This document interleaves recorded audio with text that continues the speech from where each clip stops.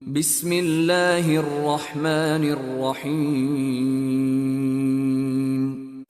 রহমান রহিম আল্লাহ তাআলার নামে। ইন্না আ'তাইনাকাল কাউসার।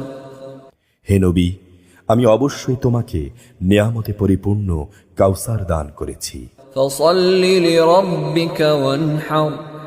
অতএব তোমার মালিকের স্মরণের জন্য তুমি নামাজ পড়ো এবং তারই উদ্দেশ্যে তুমি কোরবানি করো। ইন্না শানিআকা হুয়াল আবতার। অবশ্যই যে তোমার নিন্দুক ও দুশমন হবে সেই হবে শেকড় কাটা নির্বংশ।